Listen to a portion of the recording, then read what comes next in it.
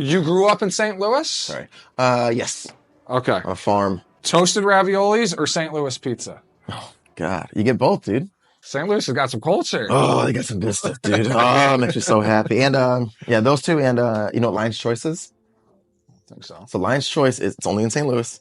It's they make roast beef sandwiches. Yes, but it's not that trash Arby's. Arby's, 100% Arby's is just money laundering. Nobody eats that food, and if they do, they have terrible diabetes. You mind if we clip that? Clip it. No. Use it. I'm gonna get sued, God.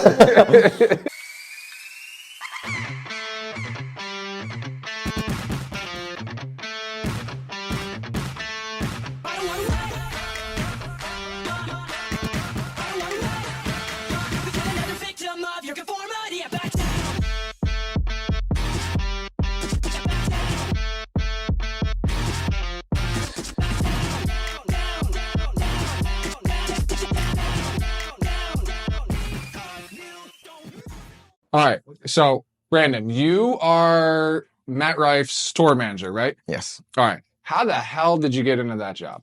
So him and I have been best friends. We've lived together since 2015 when I first moved to LA. Okay. And yeah, as you know, the last year things just blew up for him. Crazy. Yeah. And ideally, as you know, being on tour and you know needing a tour manager, needing people that you're going to work with, you'd like people that you get along with.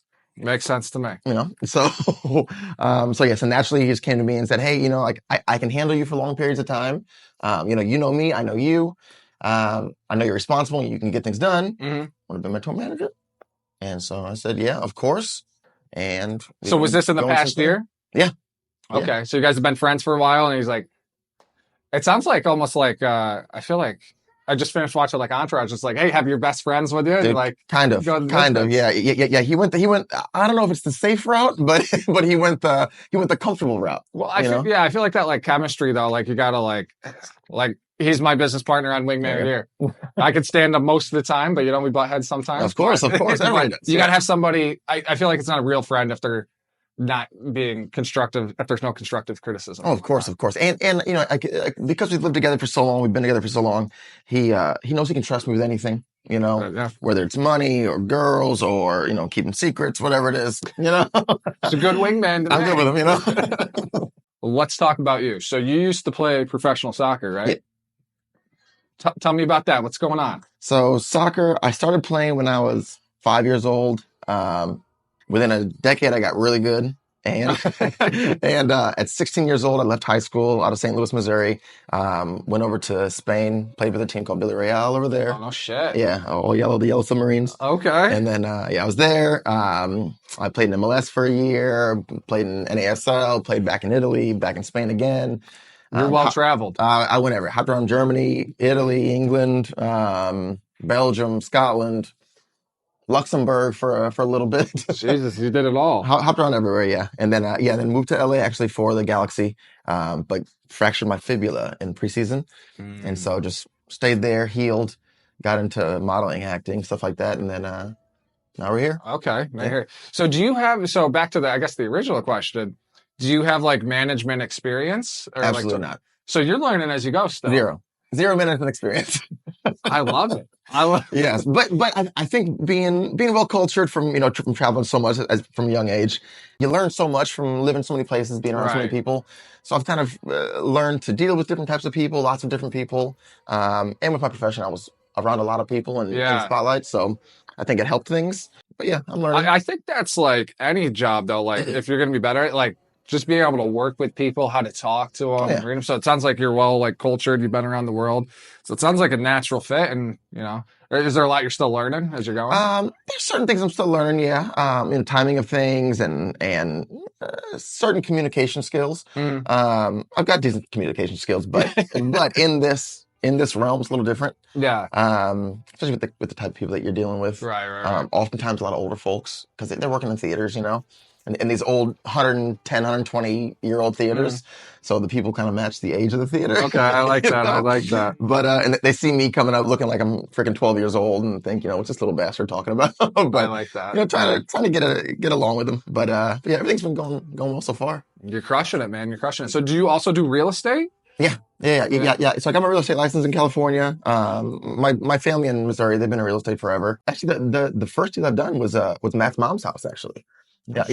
So I assisted on that. So you're legitimately like Matt's wingman. Bro, we're on the road. We're on the road. I'm by his side everywhere we go.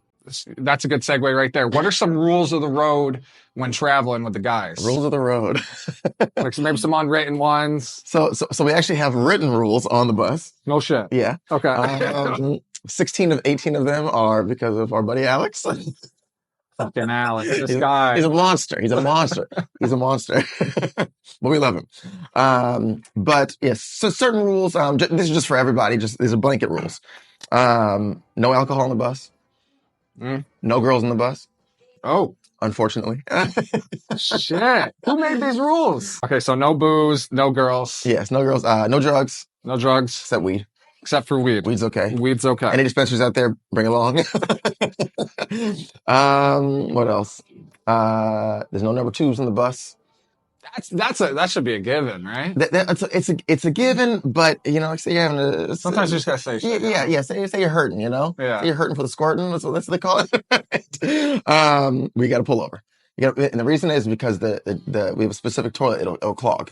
Okay. And if it clogs, we're in trouble. We got to get it repaired. We got to scrap the bus for a week. So yeah, no shit on the bus.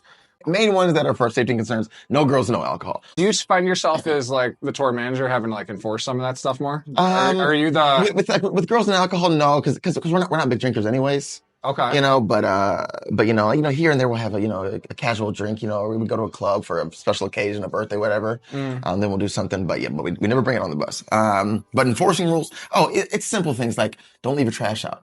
Okay. You know, don't leave your trash. Don't leave your clothes out.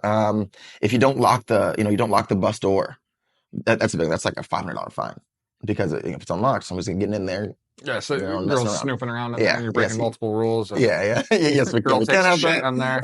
Yeah. Girl takes a drunk shit on the bus. She's breaking so many fucking rules. Well, then just find her instead. Yeah, she's problematic once again. Yes, it's simple stuff. Just to try to keep the bus clean. We all got to take our shoes off. We all have designated Crocs for the bus. Just to keep it clean, keep it orderly. You guys are on tour together. You guys spend a lot of time together. What's it like? Are you guys getting a lot closer? Is there some what's the camaraderie like? Very close, because we were all friends before the tour started. So that was a convenient part. So we all get along. But yeah, we're getting closer and closer. There's a lot of gay shit that happens. Like stairs. I've been in a locker room. The gayest. No, it's gayer. It's gayer. Gayer. I've been in locker room.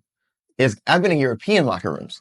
It's gayer. It is ridiculous the things that we do. Do you think it's because it's like a bunch of comedians and just playing pranks on each other? Yes. Okay. Yes. It's not even pranks. It's just being ridiculous. Just trying to get a bigger laugh. I get a bigger laugh with you. Well, he wants to get a bigger laugh with me and with somebody else. We're just always trying to outdo each other. Okay. Yeah, but it's it's a lot of nakedness. A lot of tucking our dicks in. So I know what rules aren't on the bus. Yeah. You can tuck whatever you want. All right. Yeah, it's a lot of mess. A lot of mess, but it's so fun. So much fun. I love that. So what are some things you said it's taken off like crazy in the past year? Yeah. Or I'm sure the craziest shit's happened. What's going on? Give us the glimpse of it. Now you just went to Australia, dude. I did. Australia was nuts. So much wildlife. Yeah. So much wildlife. From the kangaroos and wallabies to lemur. We're just sitting there walking. Lemurs are just walking up to us, petting our legs. Koala bears are incredible. Incredible. Their fur, I keep telling people this, their fur feels like, the lint catch in your dryer? Yeah. It feels like a heavy load of lint. But it's an incredible feeling. It's very, very interesting. Holy shit. But yeah, all the animals, so cool. Everybody there's so easygoing. Easygoing, great laughs, great crowds, so many pretty girls. And they have regular shit. They work on the highways. They have regular jobs as plumbers that are beautiful women. So interesting. You need to bring them to LA, right? I wish. That's you find a nice wife, you bring them back. You know? So I was in the Navy. I never went to Australia though, but I heard when the U.S. Navy ports in Australia, that the women there are beautiful, obviously, and I guess they hate the men there because all the men are mean to them or whatever. Yes, the girls telling me the same thing. They did? Yeah. So they would take tennis balls, they'd write their phone numbers on it, and they'd throw it on the fucking boat. Genius. Those girls are fishing. Genius. Fishing for sailors, man. I like that. Yeah, we got to bring that back. Yeah, everything with there was absolutely awesome. Great weather, great beaches. We got to go to the Australian Open. Okay. Very, very close. So little tennis. There we go. Got to see Djokovic, the number one. That's legendary. That was very cool to see him. Yeah. Even got to walk on the court a little bit for about 10 seconds before we got booted off. Hey, it's on the bucket list. You're so fucked and never have I ever now. Oh yeah, absolutely. Absolutely. They're gonna get you.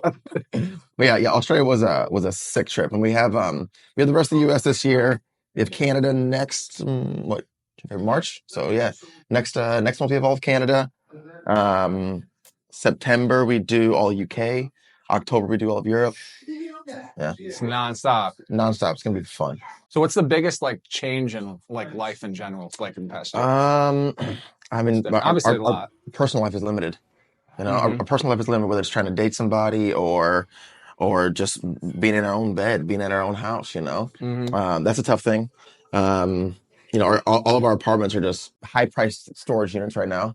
You know, because we're never there, so it's just our stuff living in it. You know. Yeah. You know, overall the tour's awesome, but there's some changes. You know. So this is Wingman of the Year, obviously. Do you have a go-to wingman story? A time that you were a wingman, or a time that someone wasn't a wingman? We just heard Alex's story about how he was an awful wingman to you. Terrible. I wanted to kill him. To be quite honest, I'll try to wingman sometimes. Then the girls end up coming to me. It happens. This is a gift and a curse. Hey man, it happens. Let me try to think of me being a wingman. Oh. That is sometimes how it works, though. When you act not interested in someone, the girls take it as a challenge. Yeah, they come to what they want, what they think they can't get. You know, they love that shit. They like attention, man. Actually, let me tell you. Actually, there was a show. No. So there was a show. I don't remember when it was. It was a while ago, but there was a curly hair girl. And I thought she was so cute. Big old butt, it's always a good thing, you know? Not a bad we don't want a pancake, you know? And I thought she was super cute. She came up to me and Alex after the show. She wanted to buy a keychain from him and just get a picture with us. Right. And I see her and I'm telling her, she's so cute, this and that. And but then I'm trying to talk to somebody else. They're trying to get a selfie with me and Alex as well. So I'm trying to focus, but I'm trying to hold her hand and make sure she doesn't leave. You're not losing that one. Yes, I'm trying to, but I can feel her. She's trying to get off. She's trying to let go of my hand. Yeah. And I'm like, wait, no, don't leave. And she ended up going to Alex. It's like she was trying to say hi to me, but she was peering around me to try to see Alex. Yeah. And lo and behold, I think that was in between our first and second show. And after we, me and Alex do our thing, Alex comes to me and says, Bro, look at this. Pulls his phone up, so excited. And he goes, the curly hair one with the pretty blue eyes? He goes, she's messaging me already. Messaging me. I'm like, no, I said, no, but I said, you saw me, I was trying to hold her hand. He goes, I saw, but I think she was trying to get around you. Clearly. So wait, Alex pulled the robbery? Yes. He pulled the robbery. I was very jealous. I told him I was jealous 9-10 times. I'm asking what's her name? He's like, no, her name's Andrew Hamilton. Just lying, trying to, because I wanted to try to rob her back. But yeah, Alex ended up winning that one. I was very jealous. Proud of him. Good job, Alex. Stay strong. Good wingman. Keep fighting. But yeah, I wasn't quite being the wingman though. I think it was an accidental wingman because she came and said hi to me. But I think this is another example of Alex being a shitty wingman. Maybe, yeah. What's he doing? Why's he stealing my girl? This is the second story we've heard from him, man, dude. I was proud of him. I was proud of him on that one. You got it, man. I mean, that's the sign of a good friend, though. You know what I mean? Oh, absolutely. Damn. So is he wingman for you at all? Or he was saying his career, doing comedy, is kind of his wingman. Oh, absolutely, absolutely. Let me tell you, to be quite honest, thank you, Matt. Being part of Matt Rife is a wingman in itself. You know, just because he blew up, everybody loves him. You know, and laughs take you far. You know, it makes people smile, makes people, happy for the rest of the day, maybe even the week. That's what being a good wingman's about. Absolutely. And whether it's Matt's laughs, whether it's, because if you don't know, I go on stage a little bit, during the show. Yep. So that helps things. But and just being part of a happy, fun crew, we're all easygoing. We're all just trying to make people laugh anywhere we go. So yeah, the gift of laughter, the gift of comedy, the gift of, being funny and just easygoing, it helps things naturally. You love to see it. So is there a time that Matt was a wingman for you? Like, obviously, like you said, like Matt the story taken off, but like a specific story. Like we were just talking to Alex about, remember the guy Fred in the crowd? Fred. Oh, man, Fred was so nice. we nominated Matt we do Wingman of the Year nominations. The Wingman of the Year is an actual award. We're trying to find the best person each year. Oh, that's cool. So we nominated Matt for that Fred story. Is there anything like that maybe Matt's done for you? For me, let's get some good PR for Matt here. I mean, back in the day, like when him and I were like first living together, because back then he was on Wild 'N Out. Yeah. And so, like there was Wild 'N Out girls there always, that that doesn't sound so bad. Yeah. There was girls would be interested, but then, people they'd see him on TV, so they would naturally, hit him up and say, hey, do you have a friend? And there were a couple times, like where him and I would go bowling with a couple girls, and then we start making the bets, first strike gets a kiss, things like that. We'd go to the pool table, if anybody, whoever, wins the game or whoever gets 3 balls first, gets a kiss from the other girl or this girl. So, there were times back in the day. But I mean, nowadays it's mostly him, helping the crowd out with getting a girl, whether it was Fred or there was a guy in Miami at our Hard Rock show, screaming out Jerry, like Jerry Springer. Yeah. And there was a guy in the front row, and some gal that like her ex-husband was there with his mistress. Yes, Alex told us this one too. Yeah, and he ended up getting that lady to come up front row and make out with the guy up front. Yeah, they didn't even know each other. He just said, "You gotta come up here and fuck him." Dude, and the guy came up, ended up making out, they ended up leaving together, and that was a hell of a show. 6,500 people. Yeah, Jerry Springer, it's like 300 people. 6,500 people screaming, Jerry, Jerry. Oh my God. It was incredible. With great power comes great responsibility. There you go. Fucking taking some for the team. Absolutely. He's absolutely. Very deserving of a wingman. Matt is a wingman. He's a wingman. If somebody wanted to get into the entertainment industry, what advice would you give to him? Oh, God. He's like, don't do it. Yeah, don't do it. It's a mess. Be themselves. Don't fake it. Fake it until you make it is not a good thing. It's terrible because you get caught in it. Right. You get caught in it, and people can smell the bullshit. So don't fake it till you make it. Be yourself.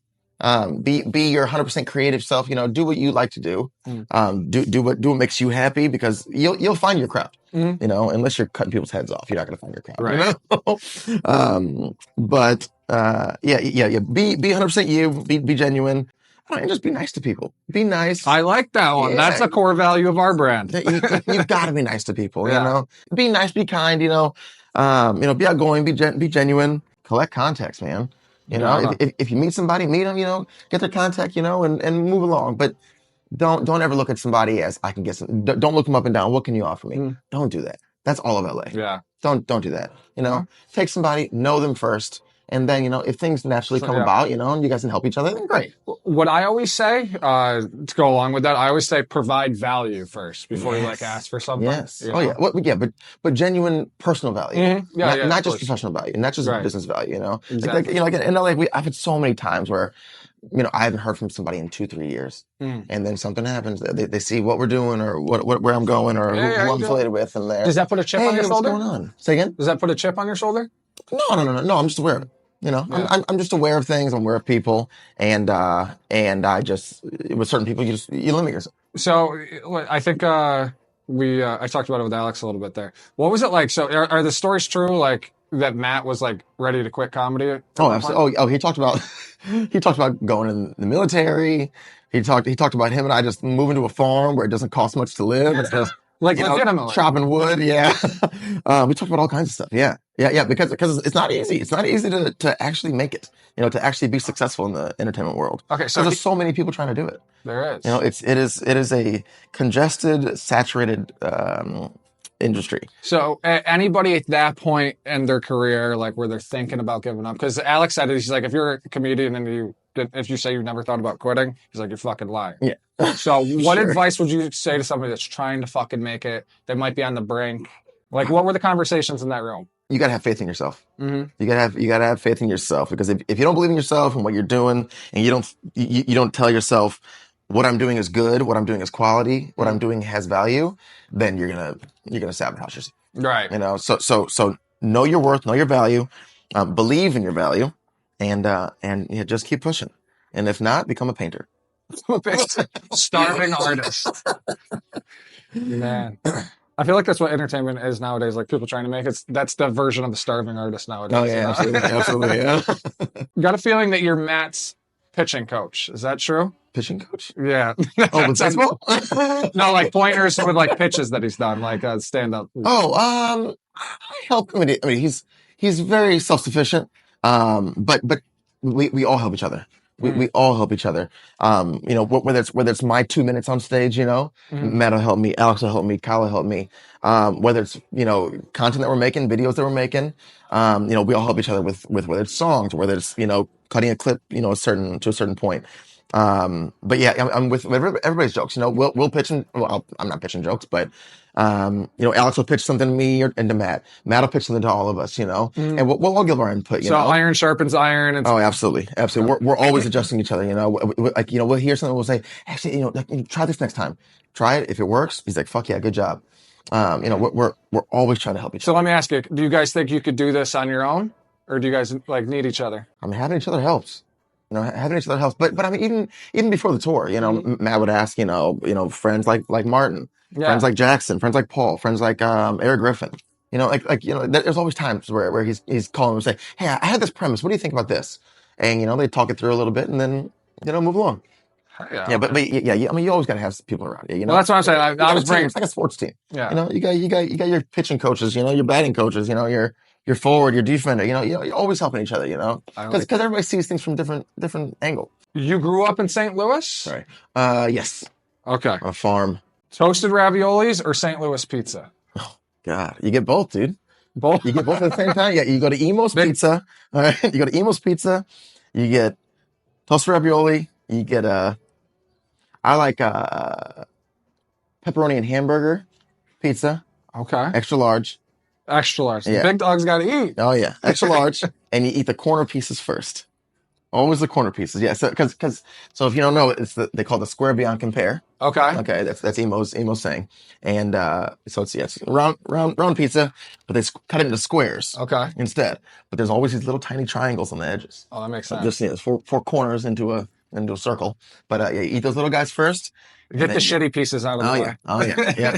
Yeah. Because they're always like this big. Right. It's like a triangle. Yep.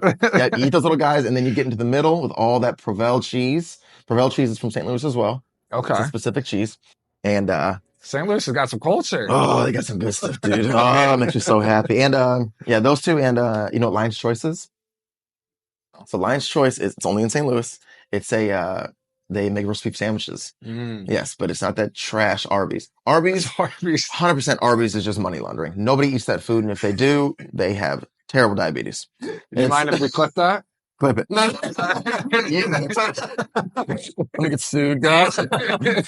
Arby's is terrible. Lion's Choice is pristine roast beef sandwiches. Damn. It's seasoned. It's delicious. They steam the buns. Oh, and they put Swiss cheese on top. So We're gonna clip that and just send that to them. Send it to Lion's Choice. I hope they sponsor us, please. I'll be so happy. It's so good. Arby's is so bad. I had Arby's once in my life. Yeah. And I was disgusted. I was like, what is this? This is money laundering. This is a mess. Wow. It's terrible. It's terrible. Yeah. Maybe just by comparison, but I don't know. Okay. So you performed at Proctor's last night, performing again tonight. Yes. You guys were just at the Albany Funny Bone 2 months ago, where we're performing on Valentine's Day in a couple days. Hell yeah. What do you think of the Albany Schenectady area? The people. I think it's cool. We get good crowds. Yeah. Yeah, that's why we've been here several times in the last year. Okay. It's good crowds up here. It's fun people.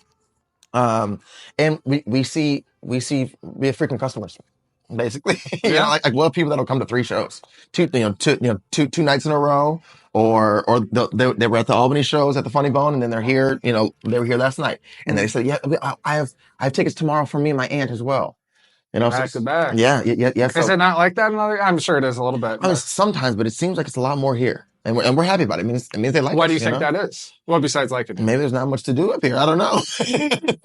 Maybe there's not too much to do. I don't know, but we're happy to have everybody. You know, and it's nice to see familiar faces because it makes it almost feel like family. You know, you know, you're like, hey, how you doing? hey, we saw you last month. You know, you're here again. We enjoy the shows, you know. So yeah, dude. it's happy to see them. Obviously, I'm from this area, but I saw so many people posting last. Like everybody had an Instagram story. You gotta love it. Everybody knows. There you go. Yeah. Yeah. So obviously, we're doing a dating show. The structure changes depending on the show and whatnot. We got a couple of them. Next one's 1 bachelor and 4 bachelorettes. Oh, nice. How the hell do you think you would do on a dating show if you were the bachelor? I have no idea. I think I would be a little nervous, probably giddy because I get to have my choice with girls. Yeah, you know, in real life, the girls have their choice of the guy. You know, 100%. They make the choice. You know, they got all their freaking options. A little stressful, but yeah, I think I'd be excited to turn the tables once, you know? You know, turn the tables, finally have my choice, you know, but always be respectful, of course. But yeah, I think that'd be very exciting. Okay, actually, let me flip this question. I just came up with this one. I'm cooking on it. Let's hear it. Let's say there was just some imaginary girl. She's beautiful. You're all attracted to her. We put you, Matt, and Alex on the stage. And let's say before like a year ago. Okay, let's make it a little more even here, right? Who's winning this girl's heart? You guys are competing against each other. And like, let's say this girl doesn't know any of you. Hopefully they're only into brunettes. All right. All right. Tan, you know, half Italian, half black ones. But I don't know. I mean, we all have good senses of humor. You know, we're all decent looking guys. Matt's improv though is so fast, dude. His improv is so fast. Like he'll come up with something so witty, so quick. I'm decent. Alex is good. Matt's too quick. He's too quick. Because of that, I think he's winning. I mean, being able to talk is like a superpower. Like, oh, absolutely. Level, holy shit. Oh yeah, and I can make people laugh. I can make girls laugh, but he's so fast. He's so fast. It's unbelievable. I hate it sometimes. So Matt's winning. Probably. How would you? Unless they like short kings. How tall's Matt? I think he's like 5'4". You know? Is he really? No, he's 6 foot. I think he's 5'11", 6 foot, something like that. He's tall. Yeah. Okay. All right. And with his, he's got some Brendan Fraser hair right now, so it adds an inch. Yeah. Okay, so what would you do to make yourself stand out on the dating show? I would bring a signed photo of me playing professional soccer. That's a play. I would bring my mom along, and I would bring my dog. 100%. I mean, before anything else, bring my dog. Okay. I'm showing my dog. Okay. Let's see the dog. Italian Greyhound. Okay. All right. The girls go crazy. Everybody goes crazy over those dogs. That's a rare dog. Oh yeah. Like. Yep. That's Panda. Yeah. Okay. I would bring Panda for sure. Mom Panda and then Mom Panda and a signed picture of me playing soccer. Saying you're a professional athlete. That's hook, line, and sinker. Trying. So yeah, like we got we had on the last show, but the next show, like one of our bachelorettes, she's bringing her mom to pitch her to the bachelor. Oh hell while he's blindfolded. Hell yeah. That's awesome. That's very cool. But, okay. See, I got a good idea, huh? See? I like it. I like it a lot. It's a common idea. I think you'd win, man. I think you'd win. I want to win. I want to win. Who would come in second if you said Matt wins, you or Alex? Oh, me. Look. I don't know if you noticed. He just walked by. He said he was going to get a suit. He came back with a bag of food. Okay. And then I think that's the last question, unless I come up with anything. What do you think being a wingman means?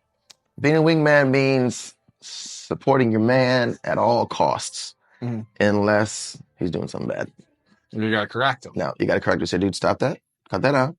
That's what a real friend would do. Like, if you're not a friend, you wouldn't say anything. No, of course no. So, it's supporting your guy in all positive manners, and in anything negative, you adjust him, help him grow. Got any questions for me? Yeah, when can I be a bachelor on this show? Very soon. Very soon. It'll be so fun. We'll set it up, man. We'll DM you. We'll make it happen. You should be easy to wingman for. I would hope so. I'm pretty easy going. Well, it's really hard. The stage isn't for everybody. Public speaking is some people's biggest fucking fear. So you're already like narrowing it down to like 10% of the population. Oh yeah, absolutely. Yeah. So being a wingman's not easy. It's not for everybody, but somebody's got to do it. Wingman of the Year.